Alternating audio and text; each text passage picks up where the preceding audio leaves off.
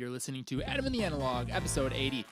This week we're continuing our top 50 countdown with numbers 40 through 31.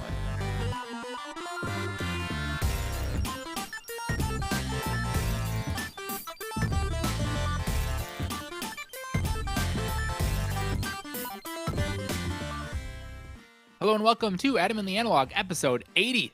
I'm Corey. And I'm Harrison. And this is the only podcast that counts down 50 to 1 over the course of 5 weeks in December every year. That may not be true. I'm guessing a lot of people do this, but... Nope, we're the only ones. We're the only one to say that we're the only ones to do it. So there you have it. And boy, Harrison, we're getting to the good games now. That joke again. Not that. That's exactly what I was going to say. Oh, not this again. Hey, I had fun going back and editing our last episode. I do love top 50 lists, I have to say. And speaking of, for those of you that are listening, maybe you also love top 50 lists. If you would like to participate, I didn't mention this on last cast because it was decided after it was edited, but I do have a listener top 10 submission on our Instagram page, but also in the show notes for this episode. And you can pop in your own top 10 games, which will be compiled and averaged and weighted and all sorts of things to come up with one collective listener top 10 to be shared on our first episode in January. And Harrison, I'm willing to give away a gift card to GameNerdz for one lucky winner. So a little extra incentive to put your stuff in there. All I need from you listeners is your name, your email address, and your top 10. That's it. Easy. Wow. Can I enter, Corey? No. Oh. Well, okay, Sorry. fine, I guess. But you'll find that in the show notes. Instagram isn't great for links, but there's a Google form that you'll have to copy and paste into your browser to participate. But all that said, Harrison, I ate a lot of turkey last week. I did not. No? No, I had some turkey, but I ate a respectable amount, I thought. Yeah, man, I love eating. Food is great. And getting together with family and eating food is best time to play board games too. So we got a lot of good stuff played. The game of the year for the holidays this year, at least for my family, was Flip 7. We played a lot of that. But Things and Rings, the one that I accidentally bought on Amazon the other day, we played that quite a bit. We got a game of Magical Athlete in with Lauren's family. And we got my mother-in-law to play in a 6-player game. She got the Duelist, which is the character you're on the same space as someone that you can shout duel, and then you duel that player. You roll dice, and whoever gets the higher number moves 2 spaces ahead. And she got so into it. She was like, duel. It was excellent. And then someone else, Lauren was playing the Suckerfish. Whenever another player moves and you're on their same space, you can move with them. So the Suckerfish kept winning duels against the Duelists. The Duelist kept winning. And so the Suckerfish would move with the Duelist, and then they would duel again, and then they would move 2 spaces forward and duel again. Yeah, they ended that round very quickly. It was pretty funny. A great moment. Awesome. Yeah, I think that game would go over well with my family, my dad's family in particular. I think they'd find that funny. We managed to get some games with rules played this year, which I'm really proud of, even though those rules were very light. I mean, like I said, it was Things and Rings, so it's not anything too complicated. But new games for that family is a big improvement from having a very short attention span. Yes. Also, we rekindled our love for Board Game Arena this off season here because having a week off, we're kind of just chilling a lot, eating some food, feeling the tryptophan kick in. And what else can you do but log on and play like 10 games at one time, turn-based mode on Board Game Arena? Yes, I'm sorry for playing so slowly in Innovation yesterday. No, that's okay. And now that I'm back at work, I won't be able to play but every 7 hours. So we'll catch up. All right. Anyways, we better get to our list because we got 10 more games to rattle off today, along with 10 more haikus from each of us. And boy, I tell you, these are going to really wow some people. I mean, these are works of art, I'd have to say. You know what? Definitely. That's certainly true. These are the best haikus that we've done so far this week. Yeah.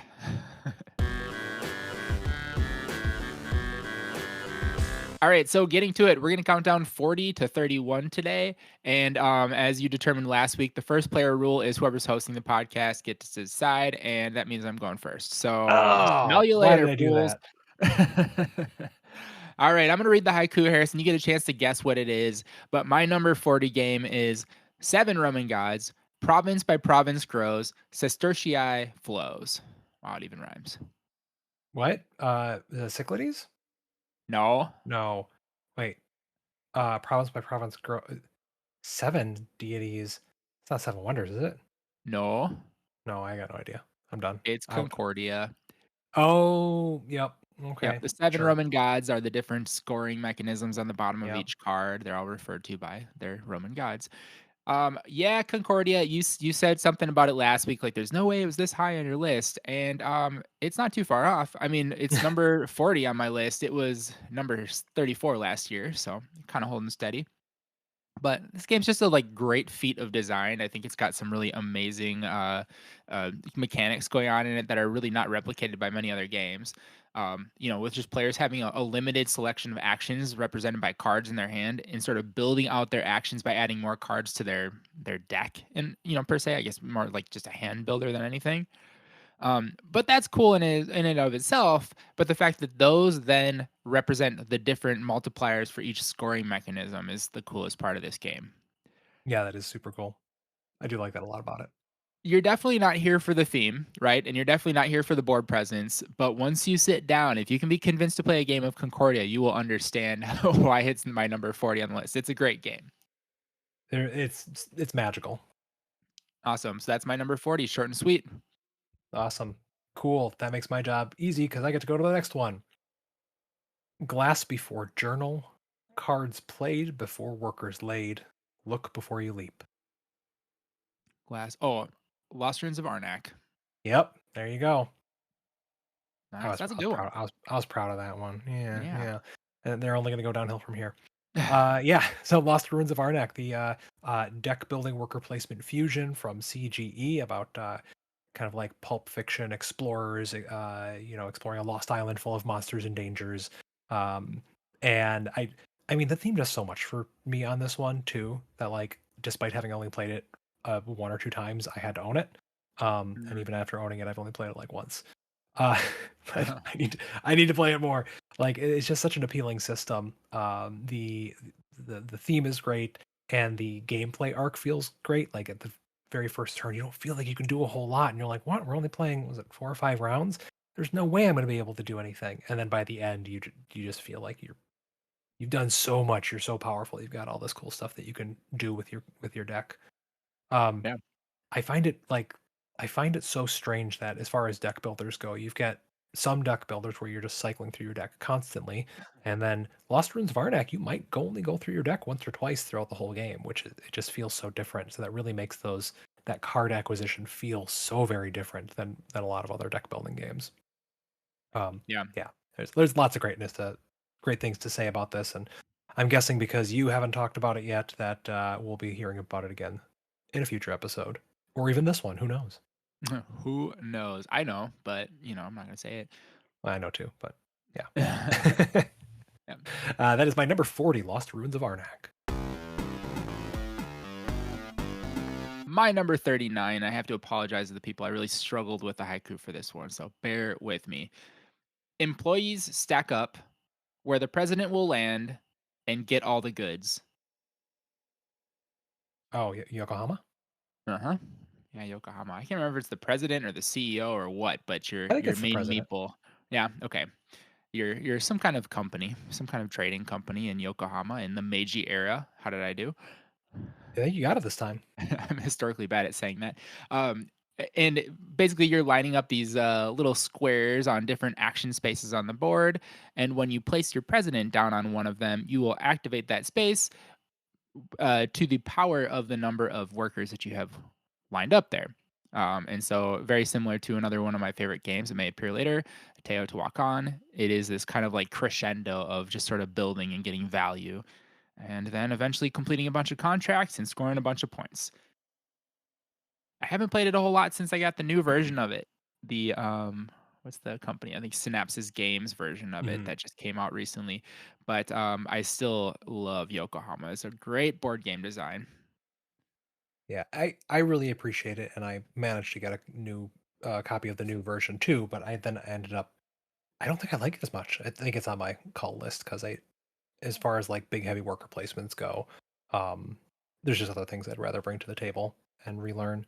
But That's fair. I it does tell a beautiful arc, like just that building and building and building and taking that powerful president action. It just feels amazing. Hmm. Yeah. Yeah, especially different from other games in that the board is modular. All the action spaces are just like cardboard tiles that sort of get shuffled around and then stacked into this pyramid, which is different based on the number of players in the game too. So that layout matters an awful lot because there's this adjacency factor in where you're placing those workers and where your president can move.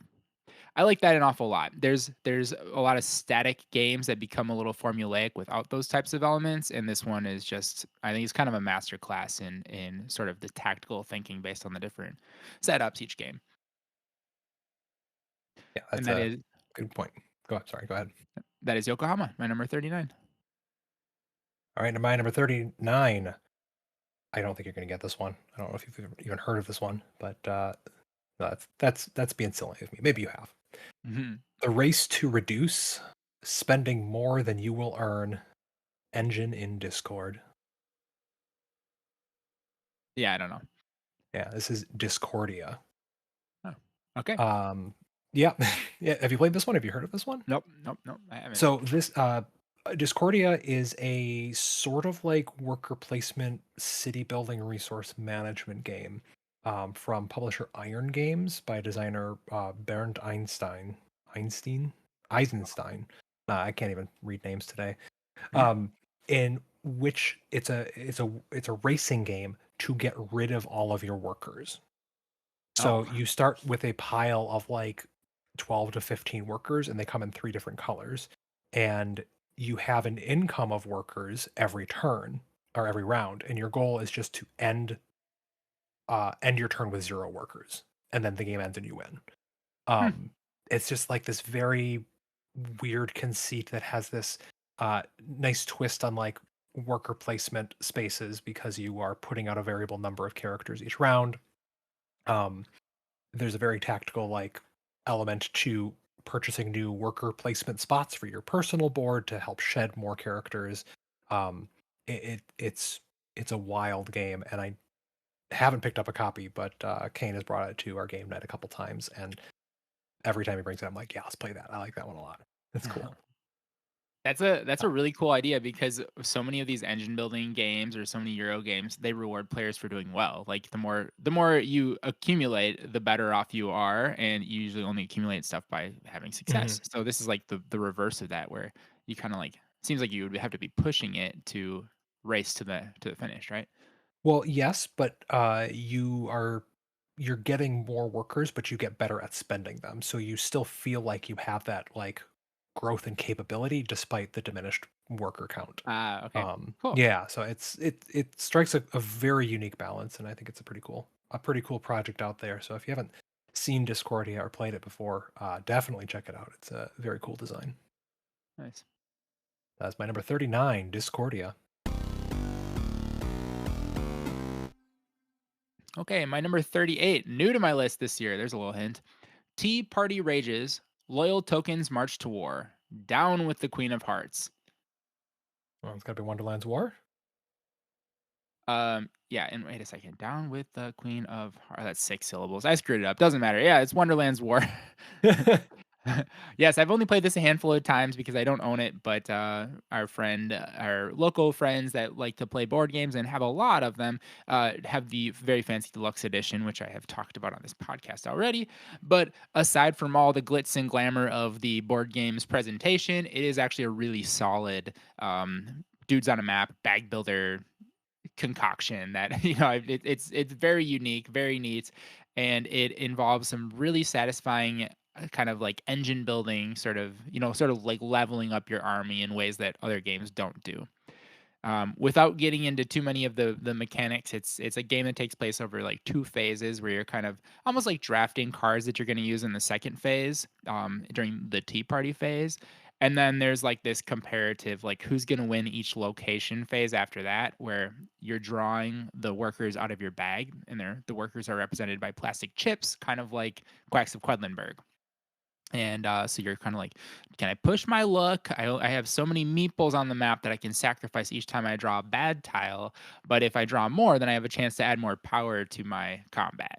So heavier game for its type, but it's well worth the squeeze. Yeah, I definitely have not tried this one yet. It came to our game night when it came out quite a few times, but it has not returned since. So I'll have to uh, push some buttons. No, that's not the right word. Shake some Yeah, feathers. No, I'll have to shake the tree. I don't know. Kick the tires. squirt the mustard, Yeah. churn the butter, juice the orange. I'll have to get someone to bring it again. Yeah, butter the orange. I don't know how you'll think what you'll think of this one, Harrison. I'm not sure. I think you probably will appreciate the mechanics, but I'm not sure that you will love the interaction so much. But I I Yeah, I could be surprised. So give it a shot. yeah. I like to try new games to me uh, anyway, even if I don't think I'll like the mechanics. So Yeah, fair cool. enough. It's a good way to be. My number 38, Wonderland's War. All right, my number 38. Tracks on tracks on tracks.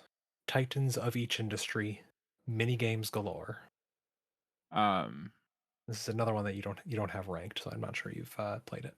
I've Tracks definitely on talked track. about it. Mini games galore. Uh, is it German railroads or something? No, Let me this is get caught up with the tracks. Rise. Oh yeah, Uh, Rise. Rise by from DLP Games and designers uh, Remo Canzadori and Marco Pranzo. So Rise is like about the Industrial Revolution, and you are trying to just move up a bunch of tracks. The board is, I think it's like 8 or 10 different little boards that each have a different track that you can move up by interacting with them in different ways. And so it's got a little bit of that like I do this, then this, then this feel of a roll and write. Lots of tracks and bonuses and things to get, which is very satisfying every turn to just get that little hit of dopamine and cool new stuff.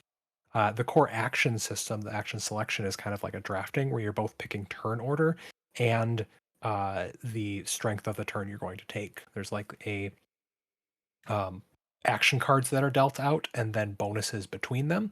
And so you pick an action that you want to take, and then you get the bonuses or the penalties between or leading up to every card that you took. So like the more powerful action you take, usually the more stuff will happen to you beforehand too. So there's Hmm. this like neat push and pull on like even the way you take a turn.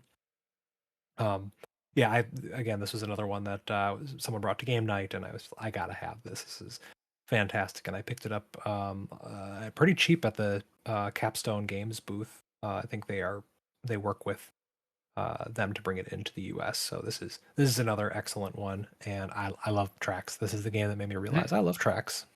Nice. I've seen this one on sale an awful lot lately. It's been on a lot of Black Friday sales for like $15. So you might be lucky if you want it and you are listening to this on a Monday when it came out, and it might still be around, but no promises. Yeah, definitely worth picking up. It's a super super cool game that I don't hear a lot of people talk about. So that is number 38, Rise. Okay, my number 37. Shared clue, one match stays, and whispers fade to silence. Just one word. Please guess. Just one? Yeah. It's hard not to give that one away in the description. Well, yeah, yeah. Yeah. Just one is like so stupid simple that it's like, is this even a game that I bought or is it just an idea? And yeah, it is just an idea. That's kind of how these things work. But the pieces are like literally just a card with words on it and then some dry erase boards for everyone to use because you're trying to get someone to guess the secret word with one word clues and you eliminate all duplicates. There, you know how to play now. Let's try it, right? That's Yep, the beauty let's of do it. it. It's simple. It's very human, and a lot of the fun of it comes from just the experience with one another and like laughing at silly clues and laughing at how all five players offered the same clue and you have to eliminate them, and someone's got a complete blind guess on the word and is just way out in left field. I always go with Shrek in those situations, by the way. It is amazing, like, how this game makes you feel when, like, oh, 2 of the clues or 3 of the clues went away and you only got 2 to work with, and then you get it. It Yeah. Oh, yeah. feels so great, yeah, and it's cooperative too, so, Yeah. um, that's excellent. I don't know why I'm really drawn to like the scaling victory point thing, and this has that, it's like you get done, and you're like, oh, we got 12 out of the 13. Kind of like Hanabi I mentioned on the last episode. That's in my top 50 as well. It's not like as clean cut as did we win or lose. It's like how well did we do, and you're like striving for that that perfect victory, for example. Mhm. Yep. Okay, so that's my number 37, just one. Alright, my number 37, research, build, and search. Each game brings new challenges. Discover aliens. Is that okay? What's that game called? Uh oh, SETI. Yeah. Yep, it's SETI from CGE. So SETI is one of those like big cool new Euro games that would like kind of blew up this year. This one has like a modular setup. You're taking various actions to try to research these aliens, and it has two moments in the game where I like to call it like a paradigm shift, where Mm, the the player's goals all shift around the revealing of new information, and that moment alone is enough to like keep it on my list. It is such a cool experience the first time you play that game that having played it once is just worthy of like praising it from the rooftops. It yeah. is, yeah. I really enjoy this one. But it's been a little bit since I played it because there's one other game that came out around the same time that kind of overshadowed it for me. Mm, That being said, I'm a big fan of this. I'm very excited to see the other games that Tomas Halik comes up with in the future because he's seems to be super hot right now yeah. with other games like Galileo Galilei, Tea Garden, and even more coming out around the corner. Number 37, SETI. Search for extraterrestrial intelligence. Yeah, good pick. I'll cover that one later.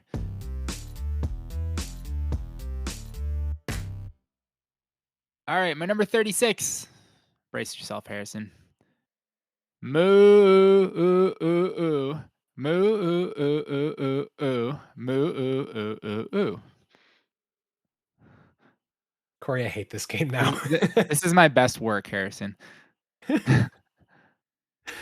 uh, my answer is Moo. Yeah, that's right. Great Western Trail. Um, I mean, if the cows were to recite a haiku, that's what it would sound like. So I thought I'd be true to form here and stick with that. Yeah, I guess so. The seven syllable Moo. Yeah, and I specifically have Great Western Trail 2nd edition on my list, but it doesn't really matter. It's the same game. I just have that one. I don't know. What can I say about Great Western Trail that hasn't already been said? If you play board games, you know about this game already. It's big, it's heavy. I suck at it. I'm terrible. I lose every time in miserable fashion, but I still enjoy it. And the engine building is real here, and it's I don't know. You called it like a glorified Monopoly, I think once, right?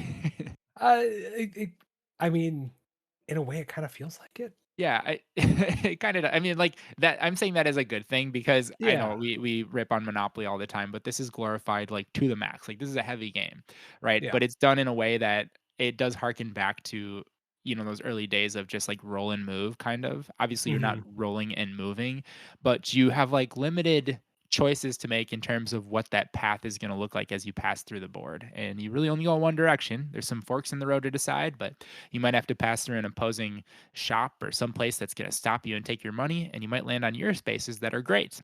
And it's a deck builder with cows. What more can you ask for? Moo. That's what I Moo. can ask for. My number 36, Great Western Trail. That's a good one. All right, my number 36. Sculpt the perfect hand, wizard candle bell tower, your fantasy world. Fantasy Realms? Yep. There we go. Yeah, okay. Yeah, fantasy realms. So this is a hand sculpting game where the rules are real simple. You just on your turn, you draw a card and discard a card. Discard's kept face up, and you can draw from that discard pile. But once like 10 cards are discarded, the game's over, and you score your hand. Um, this is a type of game that's like still I don't see a lot of designs like it. Of this like play a card, discard a card, and score what's in your hand. We had Marvel Remix, we had Stonemeyer's Red Rising game based on the Pierce Brown books. Um, but I don't like you don't see a whole ton of it, right? And this one just has that perfect like combolicious feel. You're like, ooh, if I get this one card, I can pursue this strategy. But actually, oh man, if I pick up that one that someone else just discarded, that's going to work with these cards. Mm, And so there's a nice push and pull to the puzzle that you're trying to solve in your hand. And downside is every once in a while someone gets dealt the perfect draw, and then it's a non-game, but it's quick enough that you just play again. nice. Yeah, Yeah. I like this one. I don't even have it on my list anywhere. I think I just took it No, off you because I do. only played it the one time. You Oh, I do. do. It's Oh, it's 287, Corey. yeah.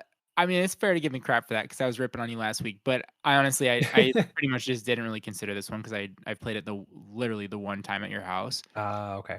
Yeah. And I'm still searching for that Marvel remix or whatever the Marvel version is. Oh, I okay. think that Yeah. might move it up the list. It's a fun little card game, and I'm looking forward to other games coming out like in the future. That is number 36, Fantasy Realms. All right, my 35. Rescue all the cats. Place them snugly on your ship. Oshaks must be saved. Aw. Well, this is an Yeah, easy one, Corey, but I'm going to give us a beat. Don't shout out the answer right away to give listeners at home a chance to answer for themselves. That's Isle of Cats, right? that's right. Yeah. Okay. I thought you were going to pull a bamboozle on me and be like, it's Isle of Cats Duel, actually. Yeah. I haven't played Duel, but I'm sure that's a great game.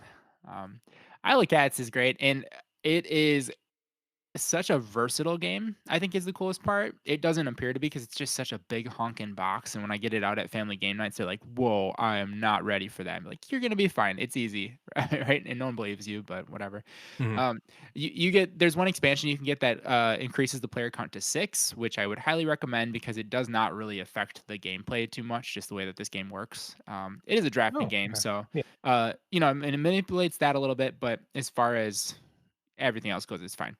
Um, Easy to learn, especially when you're doing the family mode, and there are 2 different modes to the game. One of them is, basically cardless. You don't have to draft any cards, and you're just drafting cats and placing them on your board. It's still satisfying, like, there's still some great puzzly Mhm. decisions to make in that one. And then if you want, like, a real game I'm saying that jokingly because I just mentioned the last one is just a great game too. It gets a lot more hairy when you do add the cards because there's a lot of decisions to make with what you're drafting. The drafted cards change your scoring mechanisms. They allow you to rescue more cats because you have more baskets to place them in. You get more income because you drafted more fish, things like that. And there's a lot of clever and creative ways about that, whereas the cards just have a lot of different focuses to consider. Yet they Mhm. all come from Yeah. the same source. So I like that. Yeah, this is a good pick, and I'm glad I have it in my collection. It's a good one to bust out every once in a while. Yeah. Amazing artwork too. Yeah, it is fun. Cool. So that is the Isle of Cats, my number 35. All right, my number 35, The Whims of a King, like The Sims but with castles, utility rooms. That's the last line, utility rooms. Castles of Mad King Ludwig. Yep. Nice. Yeah. Castles of Mad King Ludwig is a like tile laying castle building, thing where you're one person setting the prices, everyone else is buying from them. They pay the prices to that price setter, the auction, the building master. I think that's no building Yeah, master, I think it builder, is. Yeah. master Master builder, Builder. Yeah. and then the master builder pays the bank. So it's got this very neat closed economy feel to it, without strictly being a closed economy.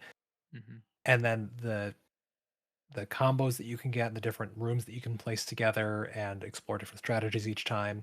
Lauren loves to go after the utility rooms, which are the end game scoring cards. Whenever you build one of those guys, you get to draw 2 more and pick one of them. and she usually crushes me with that because I don't compete with her on, on 'em at all. Yeah, we got this game as a random gift on our wedding, and it is still one of my favorites. So as far as like random board games to get as a gift, this is right up there with Spectacular. Hmm. Yeah. So no, this is I love this game. Um, that is Castles of Mad King Ludwig, my number 35. I just have to mention, I also love this game. This would have been my number one on other years, but it's actually out of my top 50, and I don't really know why. I just haven't played it. I no longer own it, but I did play it just the other day on Board Game Arena and was reminded of how cool it is. Now, Nice. this one could use the Isle of Cats treatment where there is like a family mode for it because that master builder part of the Mm, game is like really heavy in terms of decisions. Like that's a huge weight on your brain, and I yeah. don't think it necessarily needs to be there for the game to work. We sort of already have Between Two Castles, which is kind of like the family version anyway. But I think that some version of this game without that would be possible and probably more accessible to a lot of people that would really like the game. Hmm. That's yeah, I hadn't thought about that. That's a good point. Okay, my number 34 is plug in the Keshis to make each action stronger. What's with the tower? Keshies.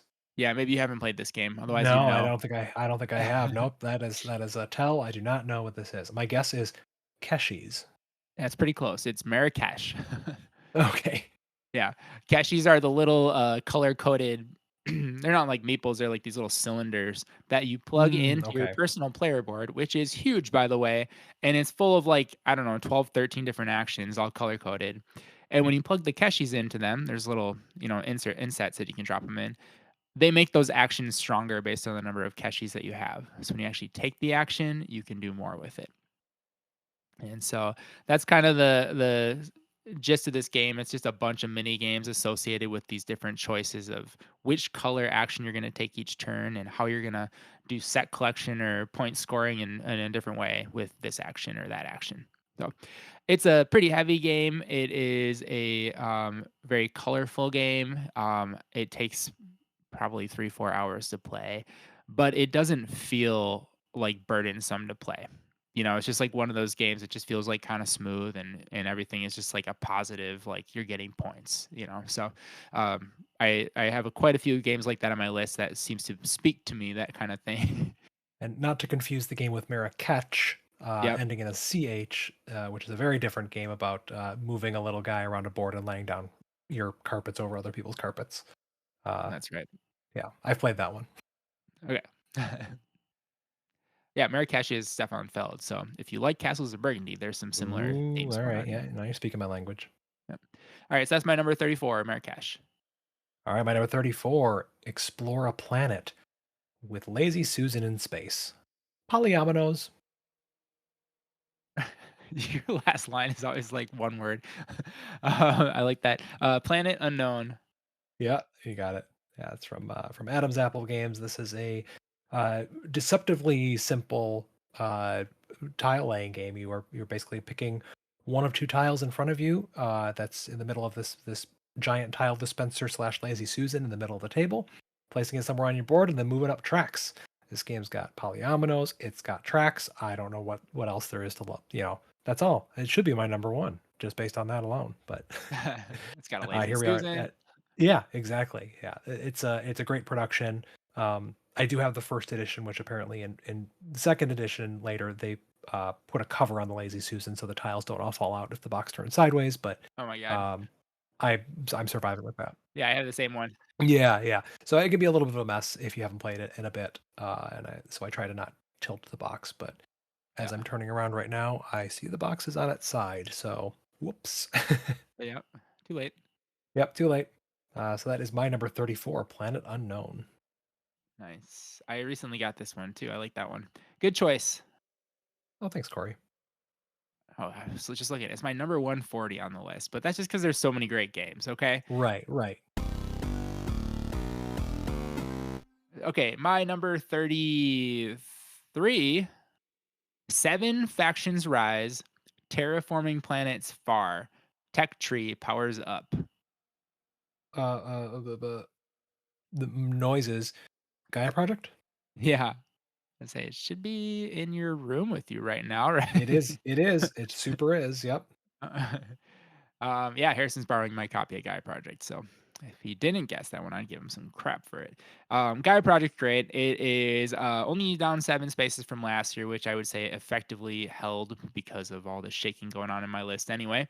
Haven't played it much because it's such a bear to get to the table, but some days if I wake up early on a Sunday morning, I have it all set up before Nikki like wakes up and gets in the kitchen. She'll be like, "Oh, we're playing Guy Project today." But if I said, "Do you wanna play Gaia Project?" She'd be like, "Ah, I don't know, that's a lot of work."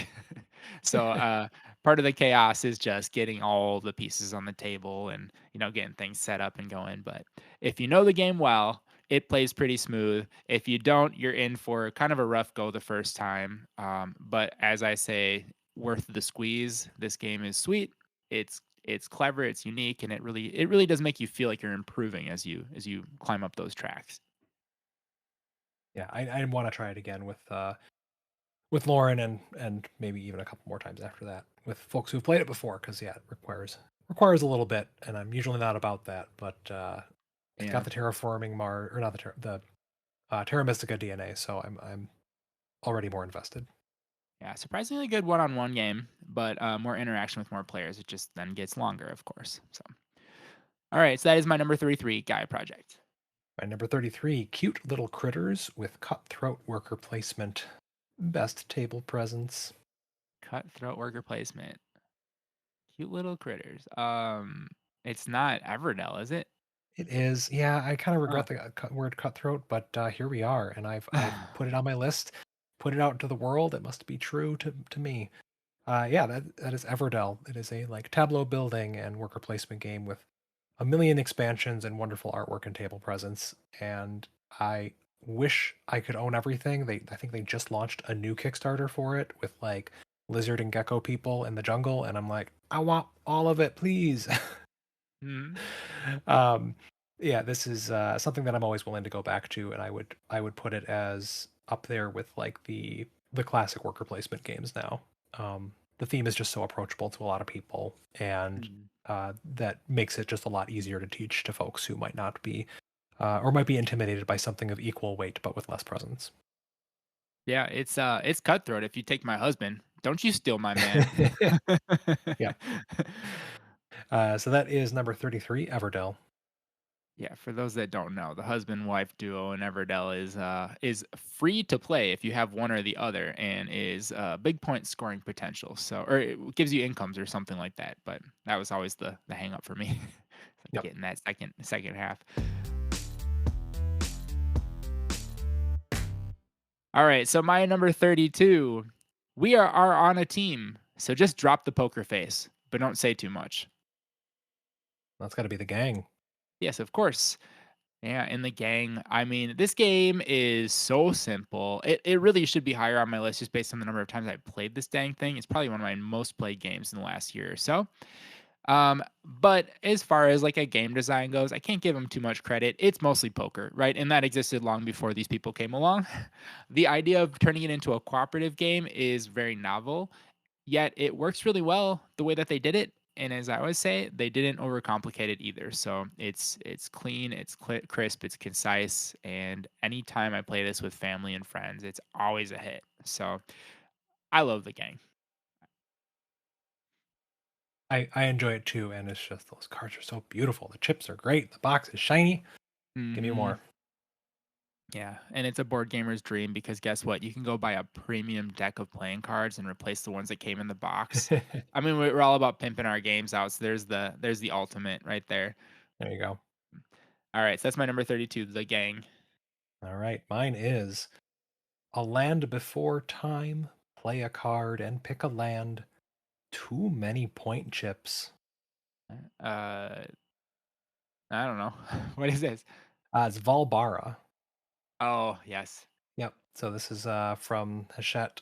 This is a kind of like in the same style as Libertalia. You start with the same deck of cards as everyone, or the same set of cards, but you only draw a subset of those, and then you're simultaneously playing a card, resolving them by rank, and then in addition to the ability of the card you played, you get to draft a land card, which offers end games or which offers immediate scoring. And the way to manipulate those and collect those is a lot of the fun. For such a simple card game, I find that there's just still depth to explore, some fun ways to manipulate cards and get multiple uses out of your second mountain and things like that. Mm. I just really enjoy the artwork and how simple this is. I love me some small box, and technically there's a little more text on each card than just numbers with cards, but it still sits in that same space for me. Yeah, man, I wanted this to be higher on my list, but I felt like a poser because I'd only played it that one day with you. But I like this game an awful lot. I gotta try this one again. Maybe pick up a Yeah, heck copy. yeah. It's pretty small, right? Yep. Yeah. Yeah, this is cool. Valbara, my number 32. Okay, my number 31 and last one for today. Cards drive every turn. Crusade into darkness deep. Legacy remains. Uh, Clank Legacy? No, it Oh, is okay. Gloomhaven. Oh, okay. All right. Yeah, this one's like crazy low for the amount of entertainment I got out of it, but it's really hard to rank Gloomhaven because I'm kind of like Mhm. done with it. You know, we played through the Yep. game, but I mean, I might say it's probably one of my favorite games I've ever played. So it should be one in some cases, but here we are. It's 31. It's dropping down my list just because I've now gotten rid of it. I no longer like play it. I no longer want to play it. I don't, like as much as I loved it, I don't want to start another campaign. That's a big commitment. Yeah. Um, but the experience I had with it was incredible, and I can't say too much without spoiling things, but for those that are aware of Gloomhaven, you should know that it is just a giant coffin box full of unlockable characters and cards and secret things, and you're campaigning together and retiring characters and starting new ones, and I mean, it's a whole lot of everything, and it is a masterwork in board game design. I was thoroughly impressed by it. Yeah, I haven't played this. I played Jaws of the Lion, but if the opportunity came across, I would definitely love to get into a campaign. Mhm. Alright, my number 31 is Gloomhaven. All right, and the final game for the day. In a distant land, play forwards but score backwards. But why square cards? Is that, it's called Faraway, right? Yep. Yeah. I almost said in a faraway land, but that would have been too on the nose. Yeah. So this is this is a thinky little card picking drafting game where you are playing a card to determine your pick order and put into your row and then getting bonuses based on those numbers. And then at the end you score the whole thing backwards. And in concept, it should be really simple because it's just like, oh, like as you're playing, you only care about cards that you play forward, but then when you actually score it and think about it, it always trips people up the first time, and it presents a really neat puzzle that just exists in a unique space. But the square cards don't really do anything for the game. I don't understand it. So yeah, you've played this one, right? Or you've seen Nope, it? I haven't. Put it on the list. Yeah, It's a good one. It's a good one. nice. Yeah, let's put it on the list. So Someone that is else talked about that on our podcast when we had a guest on once, and I remember them speaking very highly of it too, so that's 2 recommendations, that's enough to go on, I'll play it. you Deal. basically got to do it now. Yeah. Yep. So that is Far Away, my number 31, and the final game of the day. Yeah. Alright, Harrison, we're gonna recap the list. Should we go back and forth? Yes.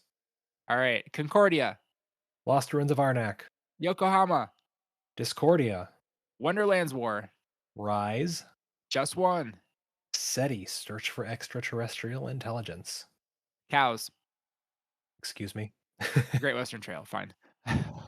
Fantasy Realms, Isle of Cats, Castles of Mad King Ludwig, Marrakesh with an S, Planet Unknown, Gaia Project, Everdell, The Gang, Valbara, and Gloomhaven. Far Away.